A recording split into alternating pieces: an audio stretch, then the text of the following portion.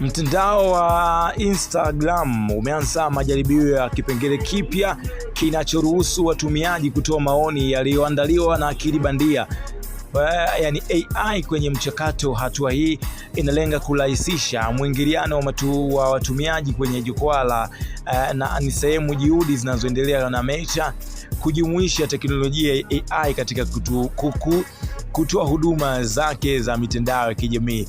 Mtafiti wa programu Jiona Munanzo ndiye aliyefichua kipengele hiki, akibainisha kuwa baadhi ya watumiaji sasa wanaiona icon mpya ya penseli yenye nyota karibu na sehemu ya maoni.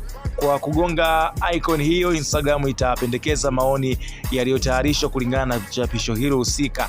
Kipengele hiki kimetengenezwa kusaidia watumiaji kushiriki maudhui ya urahisi zaidi. Kwa mujibu wa maelezo ya dhana hiyo, AI uthamini picha iliyo kwenye chapisho na kupendekeza maoni yaliyolingana nayo.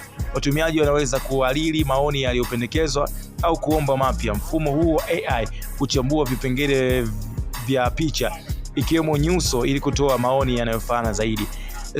Hata hivyo, ujio wa kipengele hiki umeibua mjadala kuhusu uhalisia wa mwingiliano wa mitandao ya kijamii. Baadhi ya watu wana wasiwasi kwamba kutegemea maoni yanayotokana na AI kunaweza kupunguza ushirika halisi katika kibinafsi kwenye jukwaa hilo.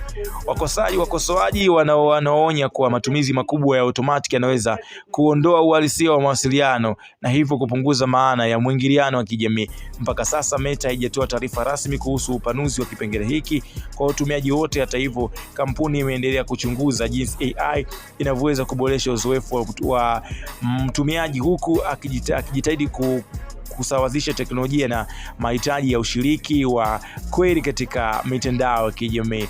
Sasa issue iko hivi kwamba sasa hivi kupitia mitandao ya kijamii watu watakuwa wana comment kwa maelekezo zaidi. Yani utakuta kwenye comment pale kuna namna ya kucomment, yani au andiki tu maoni ambayo unakuwa unajisikia.